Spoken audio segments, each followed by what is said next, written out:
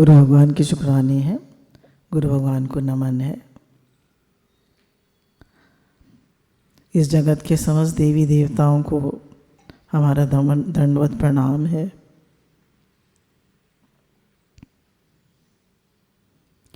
जगत के समस्त प्राणियों को हमारा नमन है। सभी अनुकूल प्रतिकूल लोगों को हमारा वंदन है। अनुकूल जो हमें आगे बढ़ाते हैं, प्रतिकूल भी हमें आगे बढ़ाते हैं, सभी हमें आगे बढ़ाते हैं। और सभी सत्संग प्रेमियों को भी हमारा वंदन है। जो लोग बराबर सेवा में रहते हैं उनका बहुत बहुत दिल से, हृदय से धन्यवाद है, शुक्रिया है, शुक्राना है। आज हम लोग लेने जा रहे हैं साधक के जीवन में कुछ आवश्यक बातें। तो गुरु हमको ये बताते हैं कि हमने अपनी अहमता किस में रखी है। हम कौन हैं? हम साधक हैं, संसारी हैं या गृहस्थी हैं? अगर हम साधक हैं तो हमारे वही विचार आएंगे। अगर हम गृहस्थी हैं तो वही विचार आएंगे। मुझे घर देखना है, मुझे लालन पालन करना है, मुझे ये करना है, मुझे वो करना है, वही विचार आएंगे। और अगर हम साधक हैं, है ना, अगर हम साधक हैं तो उसी प्रकार के विचार हमारे मन में आएंगे।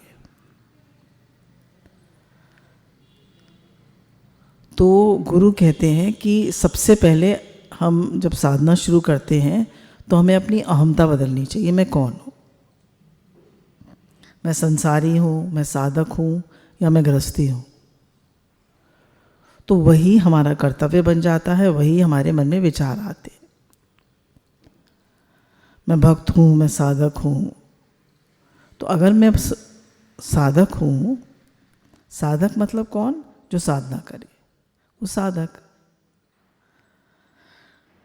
जैसे एक लड़की जो होती है, उसकी शादी के बाद अहमता बदल जाती है तो उसका घर बदल जाता है, उसका गोत्र बदल जाता है, उसके कर्तव्य बदल जाते हैं, उसका सब कुछ बदल जाता है, उसके कर्तव्य भी बदल जाते हैं, सब बदल जाता है। और अगर हम अपने को संसारी मांगते हैं तो मुझे पैसा कमाना है, गृहस्थी मानते हैं तो घर का काम करना है, और अपने को साधक मानते हैं तो मैं भगवान का हूँ, भगवान मेरे हैं, ये पक्का होता है। और मुझे साधना करनी है हर पल। कोई भी मेरा जो टाइम और एनर्जी है वो साधना में लगे, टाइम वेस्ट ना हो, उसको ये हर पल ध्यान रहता है और रहना चाहिए। और साधन विरुद्ध में कोई भी काम ना करो, है ना, साधन विरुद्ध में कोई भी काम ना करो। तो आइए हम देखते हैं साधक के जीवन में कुछ आवश्यक बातें। तो हम सब साधक हैं। अंत समय तक, जब तक ये शरीर है, हम सब साधक ही हैं। हम भी साधक ही हैं। मैं सिद्ध हूँ अगर हम ये सोचने लगते हैं तो हमें अहंकार आ जाता है। तो अब हमको सबसे पहले देखना चाहिए साधक के जीवन में क्या आवश्यक बातें हैं। सबसे पहली बात है कि साधक के जीवन में श्रद्धा होनी चाहिए।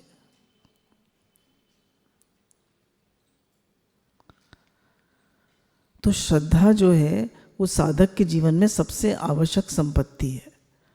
वो कितनी भी मेहनत करे, कितना भी लगन है, पर अगर श्रद्धा नहीं है, कितना भी होशियार है, कितना भी विद्वान है, पर अगर श्रद्धा नहीं है तो श्रद्धा के अभाव में उसकी उन्नति पूरी तरह नहीं हो पाती। तो सबसे पहले तो उसको गुरु में और भगवान में श्रद्धा होनी चाहिए पूरी। क्योंकि भगवान ने भी गीता में कहा है, श्रद्धावान लप्ते ज्ञानम, अश्रद्धालु नाश जान। श्रद्धावान को ही ज्ञान लगता है और अश्रद्धालु का नाश हो जाता है। जैसे हमें विदेश जाना है तो हमें संपत्ति इकट्ठी करनी पड़ती है, हमें डॉलर, पाउंड, यूरो, जो जहाँ की करेंसी है वो इकट्ठी करनी पड़ती है।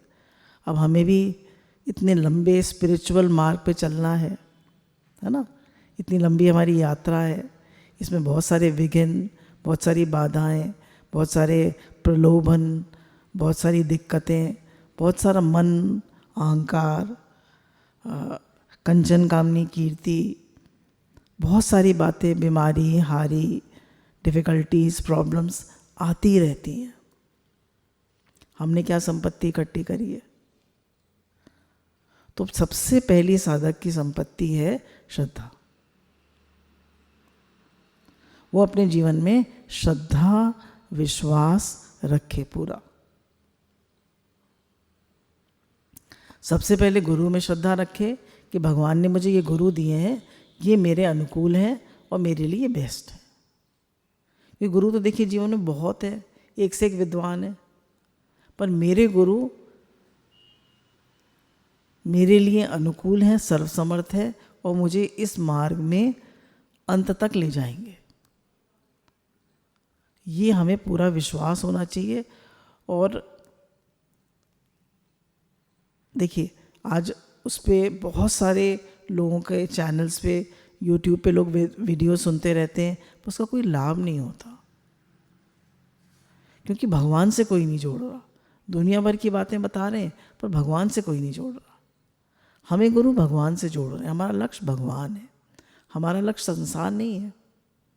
तो गुरु ही हैं जो हमें भगवान से जोड़ते हैं और हमारा प्रेम भगवान से कराते हैं, भगवान से अपनापन गुरु ही कराते हैं। कोई करा रहा है अपनापन भगवान से? सब कह रहे हैं रिलेशनशिप्स अच्छी रखो, सब तुम्हारा जीवन ठीक से चले, ये सब तो बता रहे हैं, पर भगवान से अपनापन करो, भगवान से संबंध बनाओ, ये कोई नहीं बता रहा। इसलिए जो हमें गुरु मिले हैं वो सबसे अच्छे हैं, हमारे लिए भगवान ने यही चुने हैं और ये बेस्ट है हमारे लिए। ऐसी मन में हमारे दृढ़ धारणा होनी चाहिए और गुरु पर पूरी श्रद्धा, पूरा विश्वास होना चाहिए। फिर आता है भगवान पर विश्वास। पहले गुरु में विश्वास, फिर भगवान में विश्वास। भगवान में विश्वास क्या है? कि भगवान का हर विधान मंगलमय है, भगवान जो करेंगे मेरे लिए अच्छा करेंगे, और जो उनकी जो भी मुझे प्राप्त परिस्थिति मिली है वो उनकी कृपा से मिली है और वो मुझे बेस्ट दे रहे हैं। जैसे मेरे कर्म है ना, जैसे मेरे कर्म है उसके हिसाब से भगवान ने मुझे बहुत अच्छे से रखा है।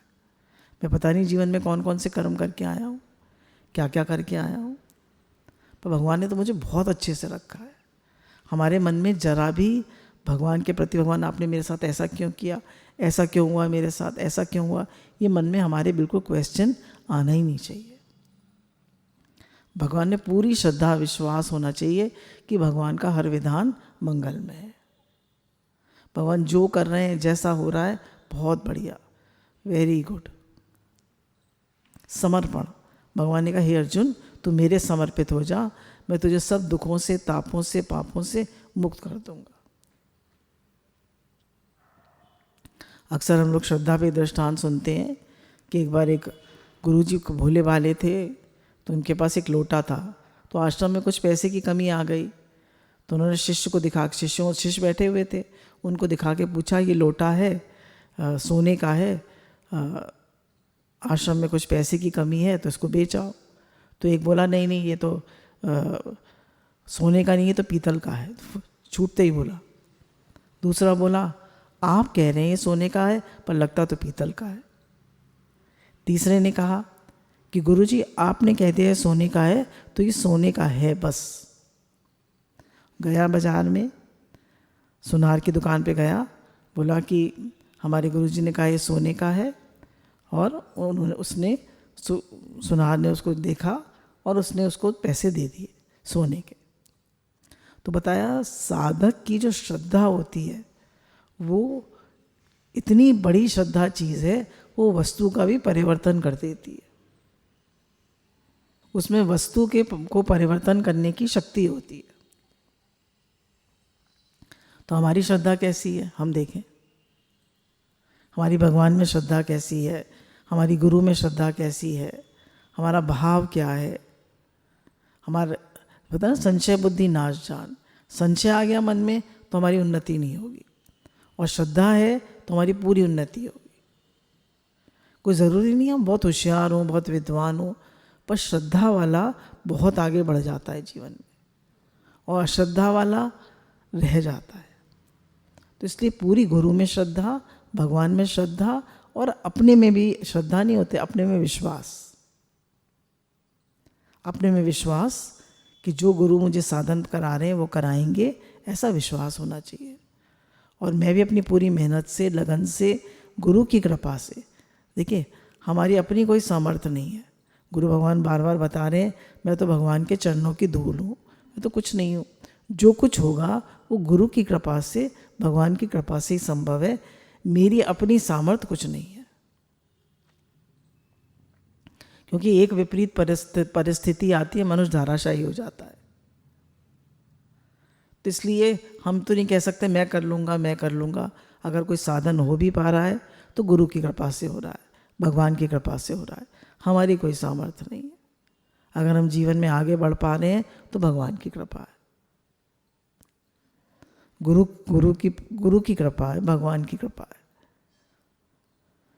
तो पूरा श्रद्धा, विश्वास और समर्पण चाहिए इस मार्ग में। वो ही हमें आगे बढ़ाता है, वो ही हमारा प्रेम कराता है भगवान से, और वो ही हमें आगे ले जाता है।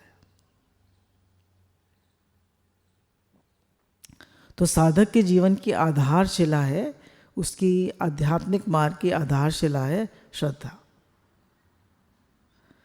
अम्मा जी को कितनी श्रद्धा थी गुरु में। गुरु जी ने कहा कहिए सागर का पानी मीठा, तो उन्होंने कहा हाँ जी हाँ। जो गुरु ने कह दिया वो उनके लिए पत्थर की लकीर थी।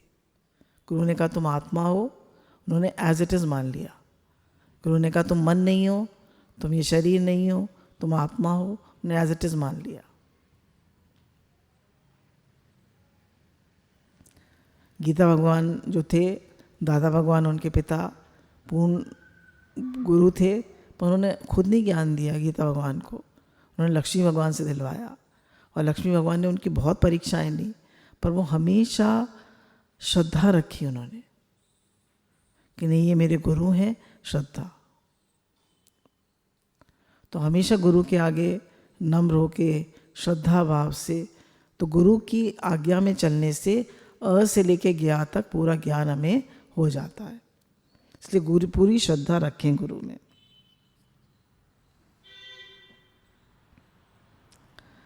फिर उसके बाद आता है कि जो निष्ठा साधक ने अपने लिए चुनी है, उस निष्ठा में पूरी उसकी पूरा विश्वास होना चाहिए। पूरी मतलब उसको निष्ठा से करे। जैसे 3 मार्ग हैं, कर्म योग, भक्ति योग और ज्ञान योग।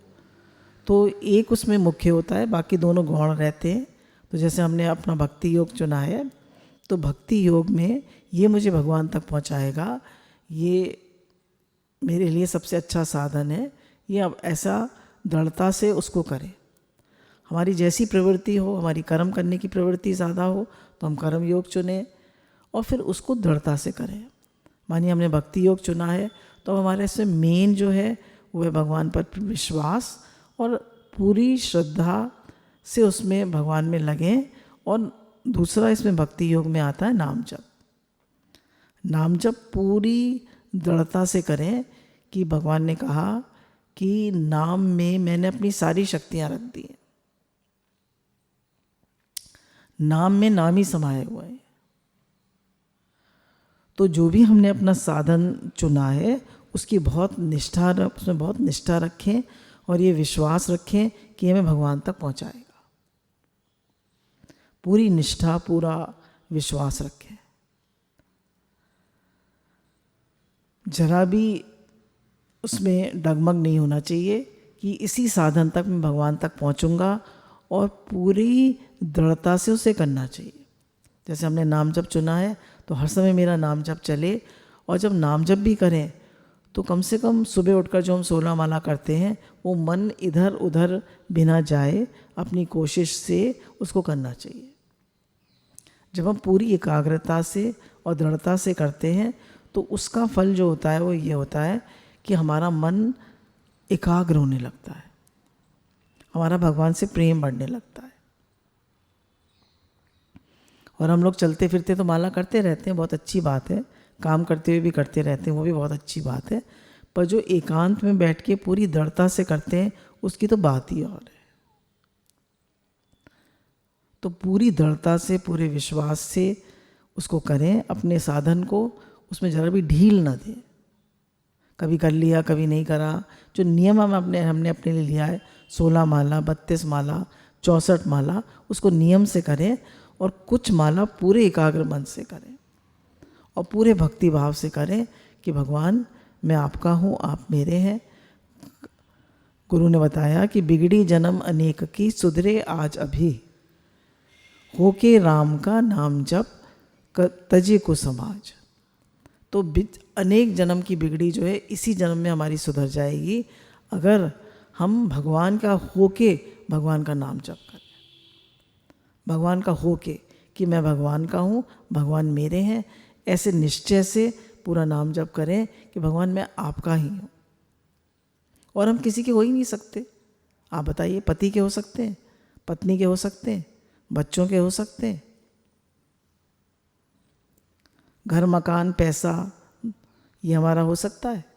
ये तो समय में मिले हुए हैं, एक दिन सब छूट जाएंगे, सब छूट जाएंगे। भगवान कभी नहीं छूटते। जन्मों जन्मों के वो हमारे साथी हैं, वो हमारा अपना स्वरूप है।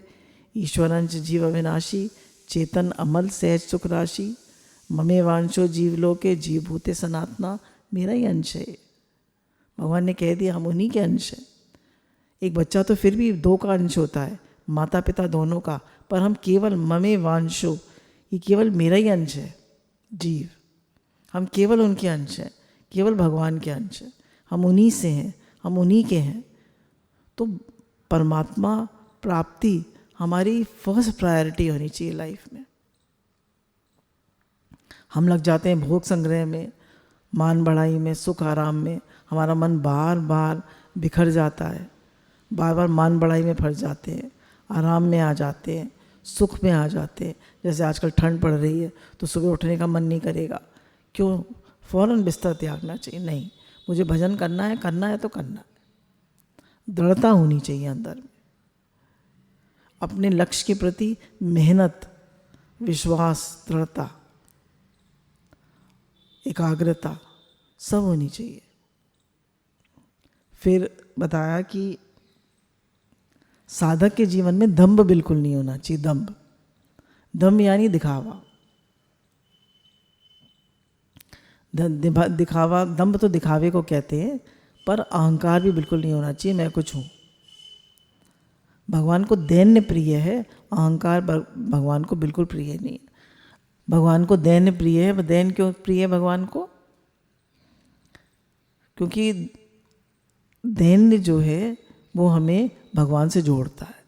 अब हम अपना ही अहंकार करेंगे तो भगवान कहाँ बैठेंगे? हृदय में तो हमारे भगवान बैठे हैं ना, और हम मैं बन के बैठ गए तो भगवान कहाँ बैठेंगे? प्रेम गति अति सांकरी, वहाँ में 2 न समाए। तो या तो हरि है तो मैं ना ही, मैं हूं तो हरि ना ही।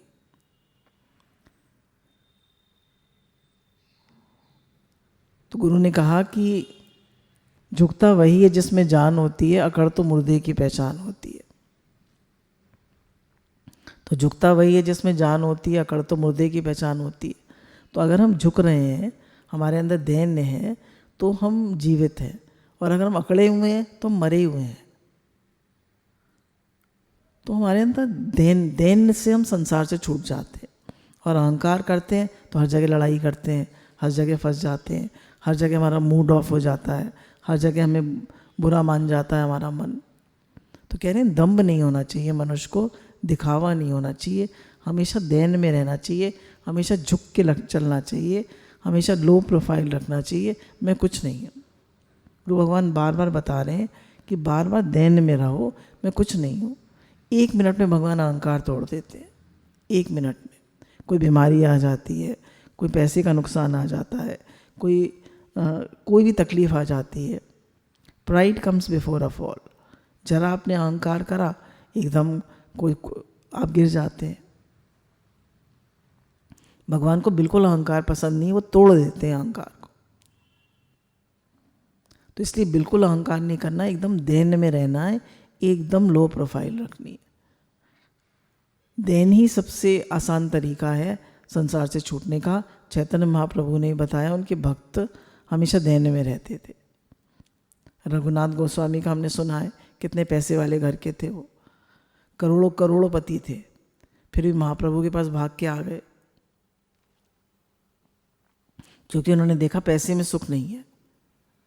और जब महाप्रभु के पास रहे वो, तो पहले तो महाप्रभु के पास वहीं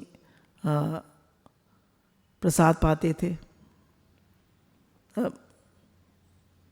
मंदिर का, और फिर उसके बाद उनको लगा कि अच्छा नहीं लग रहा उनको, तो फिर वो द्वार पर खड़े होकर मांगने लगे।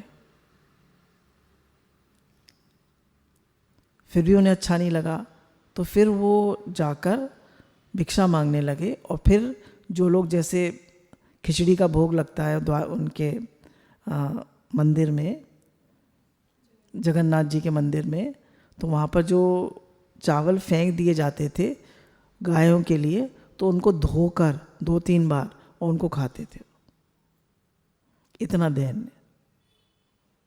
और जबकि उनके पिताजी को 20 लाख रुपए सालाना उस समय आज से 500 साल पहले टैक्स मिला करता था।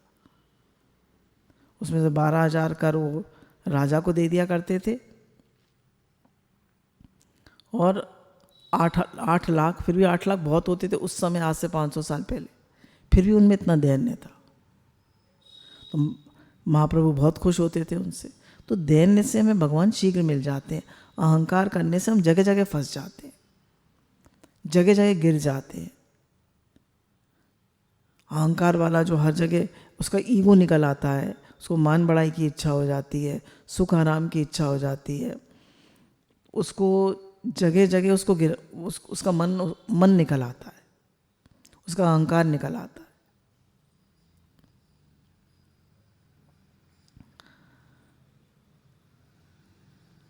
वो एक दृष्टांत भी आता है हमारे यहाँ, बहुत पहले चला करता था, कि भगवान जो थे उन्होंने देखा कि 3 लोगों को अहंकार आ रहा है, तो उन्होंने कहा चलो सबका अहंकार एक साथ तोड़ते हैं। तो उनके जो सबसे पहले तो उनके सुरक्षा में सुदर्शन चक्र रहते थे। उन्हें बहुत अहंकार था कि मैं बहुत बलशाली हूँ। फिर सत्यभामा को बहुत अहंकार था कि मैं बहुत सुंदर हूँ। और गरुड़ जी को अपनी उसका गति का बहुत अहंकार था। तो भगवान ने कहा सबका अहंकार तोड़ना है। तो भगवान ने एक दिन उनसे कहा, गरुड़ जी से, उन्होंने सबसे पहले तो भगवान ने राम का रूप धारण किया, भगवान कृष्ण ने राम का रूप धारण किया। अब कहा सीता कौन बनेगी? तो सत्यभामा ने कहा मैं बहुत सुंदर हूँ, मैं बन जाती हूँ। तो उन्होंने कहा नहीं, सीता तो बहुत सुंदर थी। तो बोली नहीं, मैं तो बहुत सुंदर हूँ, और सीता बन के बैठ गई। भगवान राम बने हुए, वो सीता बनी हुई है। अब उन्होंने गरुड़ जी से कहा कि भैया इस समय तो हनुमान मेरे सबसे बड़े भक्त थे, जो हनुमान जी को बुला ला। तो गरुड़ जी ने देखा कि हनुमान जी जो एक टीले पे वो कर रहे हैं अपनी साधना, तो उनको बुलाने गए। तो हनुमान जी जो थे राम राम करके उनका ध्यान कर रहे थे राम जी का। तो उन्होंने कहा कि ऐसे ऐसे भगवान राम ने आपको बुलाया है। तो उन्होंने कहा, वो समझ गए, उन्होंने देख लिया हनुमान जी ने, भक्त के अंदर सब दिव्य दृष्टि आ जाती है। गोपियों में नहीं थी दिव्य दृष्टि, वो अपनी दिव्य दृष्टि से देख लेती थी कि भगवान वन में क्या कर रहे हैं। उनको दिव्य दृष्टि सब प्राप्त थी। वो घरों में बैठी थी, काम करती थी, और सब प्राप्त थी उन्हें। तो भक्त को सब प्राप्त हो जाती है। तो उन्होंने कहा आप चलिए मेरी पीठ पे बैठ जाइए। तो हनुमान जी ने कहा मैं अपना जब पूरा कर लूँ, अभी चलता हूँ। तो गरुड़ जी जिद करने लगे, अहंकार है ना। तो उन्होंने एक हाथ मारा उनको, गरुड़ जी को, जाके गिरे समुद्र में। और वो उड़ते हुए, हनुमान जी तो पवन पुत्र हैं, उड़ते हुए भगवान के पास पहुंच गए। पहुँचे तो वो रोकने लगे चक्र, सुदर्शन चक्र, कि आप अंदर नहीं जा सकते। तो उन्होंने कहा भगवान ने मुझे बुलाया है, उन्होंने मुझे बुलाया है, इसलिए मैं अंदर जा सकता हूँ। तो उन्होंने कहा नहीं, आप नहीं जा सकते। तो उन्होंने उनको अपने मुंह में रख लिया और अंदर पहुँच गए। उनको दंडवत प्रणाम किया, भगवान राम बैठे हुए थे तो दंडवत प्रणाम किया। सीता मैया, जो सीता बनी बैठी थी, उनको प्रणाम नहीं करा। फिर उन्होंने कहा भगवान जी, ये आपने किस दासी को बिठा लिया अपने पास? तो सत्यभामा को बड़ी शर्म आई। बोले ये तो सीता मैया नहीं है। तो सत्यभामा का सारा अहंकार जो था वो चूर हो गया, और उनका चक्र का भी पूरा अहंकार चूर हो गया कि भैया मैं तो कुछ भी नहीं हूँ, इन्होंने तो मेरे। फिर भगवान ने हनुमान जी से कहा तुम्हारे मुंह में क्या रखा हुआ है? तो उन्हें चक्र निकाल के दिखा दिया कि मुझे अंदर नहीं आने दे रहे थे। तो तीनों का अहंकार चूर कर दिया। तो ऐसे ही हम जरा भी अहंकार करते हैं तो भगवान हमारा अहंकार चूर चूर कर देते। तो वास्तव में हम कुछ नहीं है, क्योंकि जो हमारे अंदर शक्ति है, जो सामर्थ्य है, वो सब भगवान की दी हुई। तो उनके सामने हम दैन्य में, सहनशीलता में, नम्र होकर रहते हैं तो भगवान हमेशा हमारी रक्षा करते हैं। हम उनकी शरण में रहते हैं। हमने किसकी शरण ले रखी है? अपने अहंकार की या भगवान की? तो हमेशा भगवान की शरण में रहें, दैन्य में रहें। फिर गुरु कहते हैं कि सहनशीलता, कोई कुछ भी कह दे, कोई भी बात आ जाए, कोई भी सुख दुख आ जाए, तो हमेशा सहनशीलता में रहें, सहन करें। सुख दुख, हानि लाभ, जीवन मरण, सब सहन करें। भगवान अर्जुन से कह रहे हैं, अर्जुन तू सब सहन कर।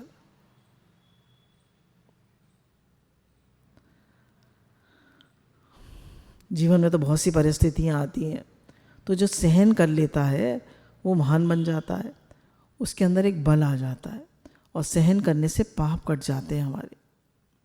और जब हम रिएक्ट करते हैं, रिटेलिएट करते हैं, मन ही मन चलाते हैं, तो हमारी शक्ति घटती है, हमारे पाप भी नहीं घटते। तो भगवान के हर विधान मंगल में है, ऐसा समझकर सहन करें। सहनशीलता सबसे बड़ी सिद्धि है, सहन करना।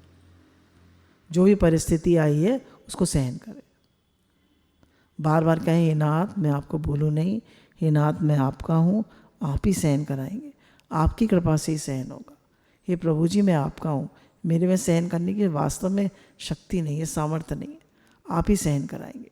जब भी कोई परेशानी आए, दिक्कत आए, क्रोध आए, अहंकार आए, वेग आए, तो भगवान को पुकारिए, हे नाथ मैं आपका हूँ, आप रक्षा कीजिए, आप रक्षा कीजिए, हे मेरे नाथ, हे मेरे नाथ। भगवान को बार बार पुकारिए।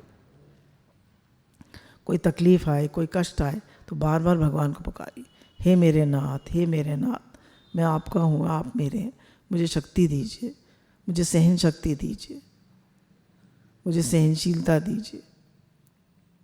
फिर साधक के जीवन में बताया कि उसका नियमित आहार विहार होना चाहिए, उसका भोजन पर नियंत्रण होना चाहिए। अतिहार और अतिहार भी नहीं होना चाहिए, अति आहार और कम आहार भी नहीं होना चाहिए। अगर भूखा होगा तो भी उससे साधन नहीं होगा, और ज़्यादा खा लेगा तो भी कॉन्स्टिपेशन, कम खाएगा तो भी कॉन्स्टिपेशन। दोनों से कॉन्स्टिपेशन होगा, और कॉन्स्टिपेशन होने से मन भगवान में नहीं लगता। तो इसलिए उसका सिस्टम बिल्कुल ठीक रहना चाहिए, इसलिए उसको भोजन पे नियंत्रण रहना चाहिए। जो चीज़ उसको सूट नहीं करती वो उसको नहीं खाना चाहिए। तब हमारे दादा भगवान ने कहा, he is a brave man who can say no. तो जितने भी जीवन में प्रलोभन आए उन सब चीज़ों को नो कर दे कि नहीं, नो तो नो। मन तो कहेगा थोड़ा ले ले, थोड़ा खा ले, थोड़ा कर ले, नहीं, नहीं तो नहीं। फिर जो हमने भी दम लिया था, इसमें बताया गुरु ने, पूरा साधक को पूरा सच्चा और ईमानदार होना चाहिए। आजकल गुरु काफ़ी देर इस बात पे ले रहे हैं कि हमें हर बात में ईमानदार होना चाहिए। जरा भी हमारे मन में लोभ और लालच नहीं होना चाहिए।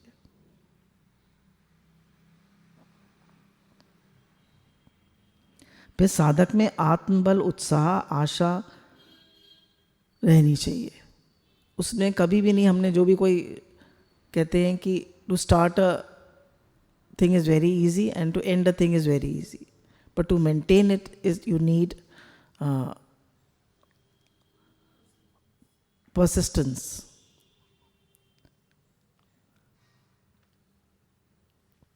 तो किसी भी चीज़ को शुरू करना बहुत आसान है, किसी भी चीज़ को ख़त्म करना बहुत आसान है।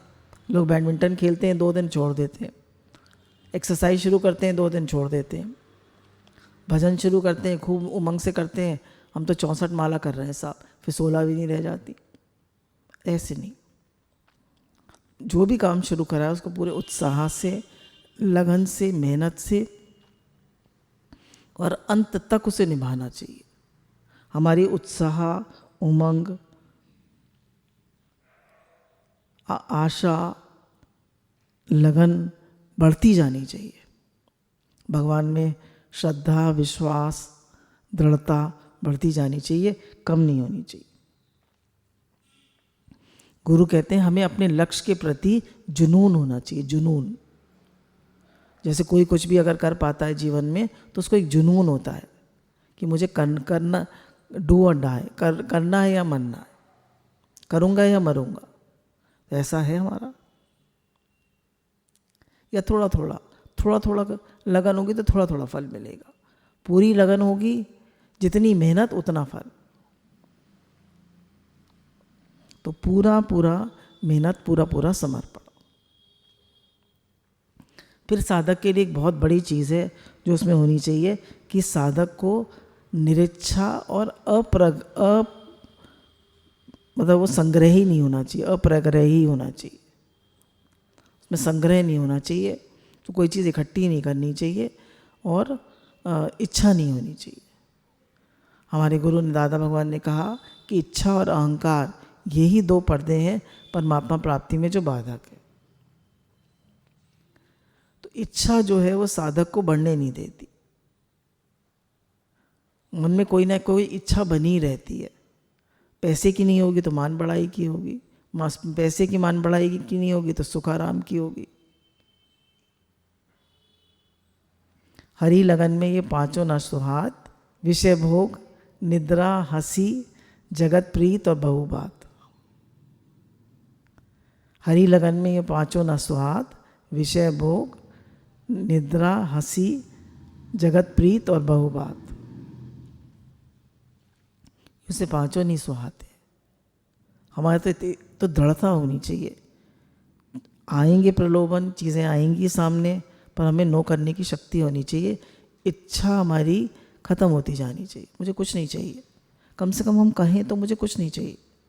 हे नाथ, मेरा मन आप में लगे, मुझे आप अच्छे लगे, आप प्यारे लगे, मुझे कुछ नहीं चाहिए।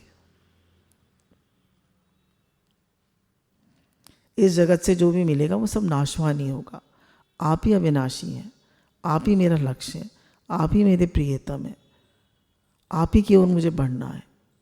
तो साधक को निरीच्छा होना चाहिए और अप्रग्रही होनी चाहिए। उसको संग्रह परिग्रह भी नहीं करना चाहिए कि कम से कम चीज़ें होनी चाहिए उसके पास। ज़्यादा चीज़ें होती हैं तो चीज़ों में मन जाता है। तो बार बार अपने मन को देखे कि मुझे कोई इच्छा तो नहीं है, मुझे कुछ चाहिए तो नहीं। पूरा निरीच्छा भाव से रहे और अंदर में ये दृढ़ता रखे कि मुझे मेरे लक्ष्य भगवान है, मुझे भगवान के अलावा कुछ नहीं चाहिए। तो इच्छा और अहंकार से रहित होके रहे, निरीच्छा रहे, निरहंकार रहे।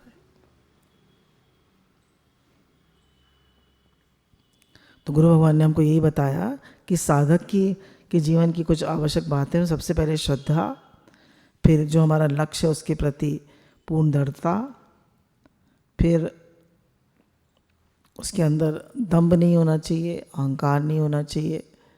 दंभ और अहंकार नहीं होना चाहिए, पूरी ईमानदारी से अपनी लक्ष्य की तरफ बढ़े। फिर भोजन पर नियंत्रण होना चाहिए, सहनशीलता, अपने लक्ष्य के प्रति आत्मबल और उत्साह से बढ़े। और निरिच्छा रहे। ये कुछ आवश्यक बातें हैं जो साधक में होनी चाहिए। तो गुरु हमको बताते हैं कि हम सब साधक हैं, हमें अपने साधना पथ पे पूरे उमंग, उत्साह और दृढ़ निश्चय से बढ़ते जाना चाहिए, और गुरु में, भगवान में पूरे श्रद्धा विश्वास रखते हुए, और ये अंदर में निक भाव होना चाहिए कि गुरु की कृपा से, भगवान की कृपा से इसी जीवन में हम अपने अपने लक्ष्य परमात्मा प्राप्ति को पाएंगे। गुरु भगवान के अनंत अनंत शुक्र।